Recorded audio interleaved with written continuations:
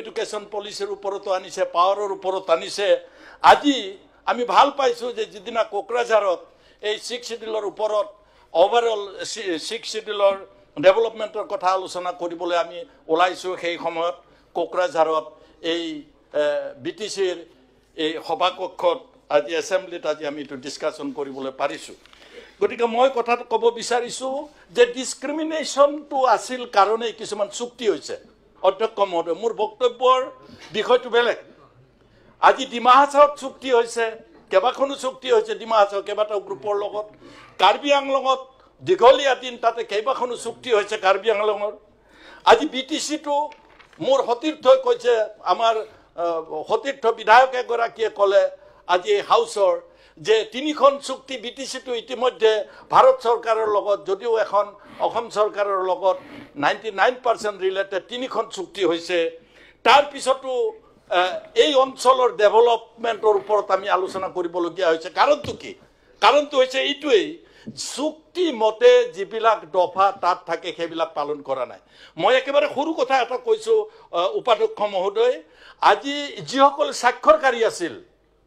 আমাৰ ইয়াত এনডিএফবি এটা স্বাক্ষৰকাৰী আছিল তেওঁলোকৰ যিটো ৰিহেবিলিটেশন তেওঁলোকে 100% ৰিহেবিলিটেশন হৈছে বুলি ভবা নাই কিছুমানৰ হৈছে কিছুমানৰ হোৱা নাই ইতিমধ্যে অসমৰ ক্ষেত্ৰতো তেনেকুৱা ধৰণৰ কথাবিলাক অন্য অঞ্চলতো তেনেকুৱা ধৰণৰ কথা আছে গতিকে মই চুক্তি কেইখন আখৰে আখৰে যদি ৰূপায়ণ কৰে যে চুক্তিত অসম চৰকাৰৰ স্বাক্ষৰ আছে সংগ্ৰামীসকলৰ স্বাক্ষৰ আছে লগত ভাৰত চৰকাৰৰ গৃহ মন্ত্ৰালয়ৰ স্বাক্ষৰ আছে সেই চুক্তিখন যদি বিচৰা মতে ইমপ্লিমেন্ট হয় মই ভাবো যে ডিসক্ৰিমিনেশন বুলি ভবাসকলৰ কথাটো অলপ ইফাল ইফাল হ'ব অলপ মানি ল'ব পাৰিব এতিয়া মই দুটামান কথা ক'ব বিচাৰিছো যদিও এআইডিএফৰ বিধায়ক তেখেতে এটা কথা কৈছে সঁচাকে দুখ লাগে যে ডিলিমিটেশন আমাৰ ইয়াত নাই ডিলিমিটেশন থকাৰ পিছতো বিভিন্ন ঠাইত দলে দলে ইটো দলৰ পৰা হিটো দললৈ গৈছে হেতু বিধায়ক বেলেগ কথা বিধায়কে হওক এমপি হওক কিন্তু এন্টি ডিফেকশন আজি আমাৰ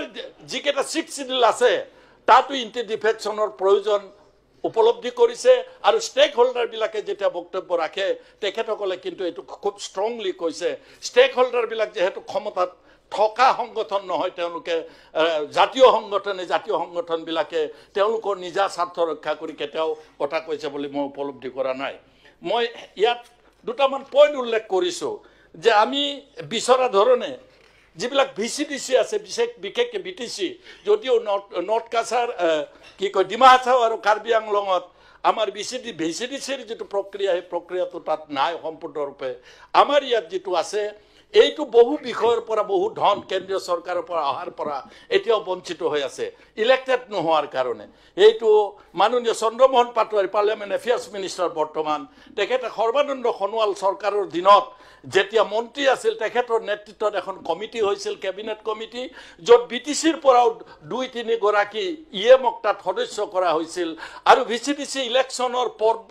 প্ৰায় আলোচনা কৰি এই বিটিসি চৰকাৰে সন্মতি প্ৰকাশ কৰাৰ পিছতো আজিলৈকে ভিচিডিসি ইলেকশ্যন নহল যাৰ কাৰণে উপাধ্যক্ষ মহোদয় ভিচিডিসি লেভেলত যথেষ্ট সময়ত কৰাপচন হোৱাৰ কথা শুনা যায় যি চৰকাৰে নাথাকক দায়বদ্ধতা যেটো নাথাকে তেওঁলোকে যেহেতু ইলেক্টেড নহয় এই 5 বছৰে আছো তাৰ পিছত মই নাই তেওঁলোকৰ যিটো বেপেৰুৱা চিন্তা চৰ্চা বেপেৰুৱা চিন্তা চৰ্চাটোৱে তৃণমূল পৰ্যায়ত বিটিসি বিশেষকৈ বিটিসি অঞ্চলত ডেভেলপমেন্টত যথেষ্ট হাৰ্ম হৈছে বুলি ভাবো ইয়াৰ উপৰিও ভাৰত চৰকাৰৰ এটা ডাঙৰ প্ৰতিশ্ৰুতি আছিল যে ইন্টাৰনেশ্যনেল যিটো আমাৰ ভাৰত ভূটানৰ যিটো সীমান্ত 1000 কোটি টকাৰ এটা তাত ৰাস্তা বনোৱা কথা আছিল সেইটো আছিল ভৈৰৱ কুণ্ডৰ পৰা জমদুৱাৰলৈকে 1000 কোটি টকাৰ প্ৰস্তাৱিত তেতিয়া আছিল আজি যেহেতু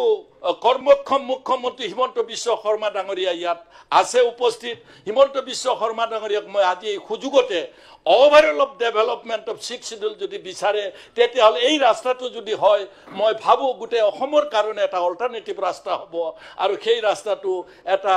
এক্সপ্ৰেছ হাইৱে কক বা 4 লেন কক যিয়ে নকক মুঠতে তেনেকুৱা আসাম মালাৰ পৰাই হওক সেই ৰাস্তাটো বনাবলৈ মই আজি অনুৰোধ জনাইছো মাননীয় মুখ্যমন্ত্ৰী খুব সুন্দৰকৈ প্ৰেছ কনফাৰেন্সত উল্লেখ কৰিছে যে অসমৰ প্ৰত্যেকখন জিলাত মেডিকেল কলেজ বনাম বুলি আমি আদৰণি জনাইছো মুখ্যমন্ত্ৰী ডাঙৰীয়াক গতিকে বিটিচিত যিকেইখন জিলা আছে সেই জিলাকেইখনকো আপুনি ইনক্লুড কৰক যে ইয়াৰ জিলাকেইখনতো যাতে মেডিকেল কলেজ হয় আৰু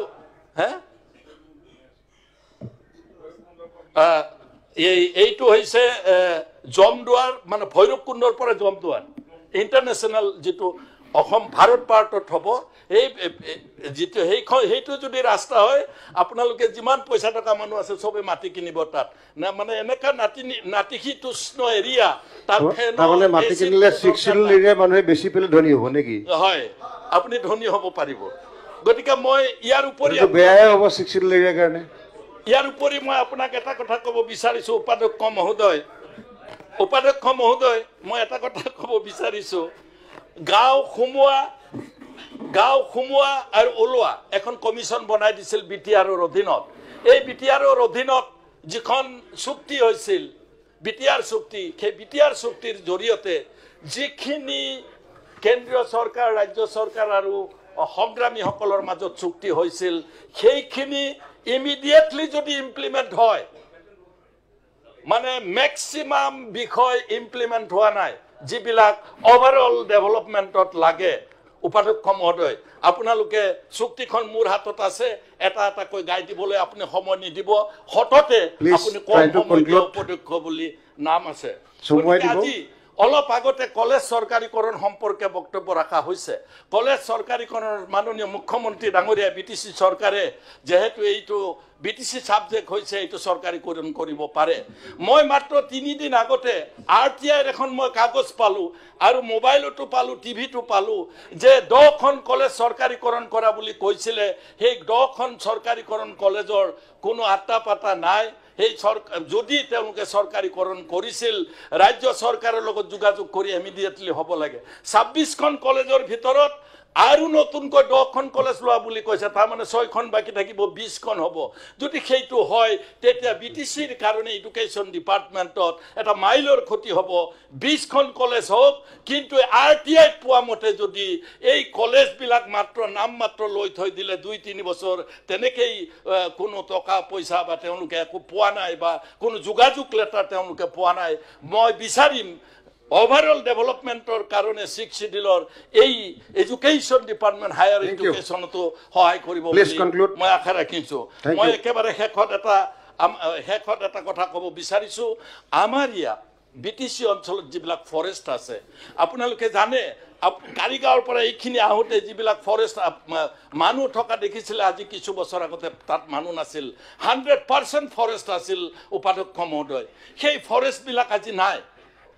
যিবিলাক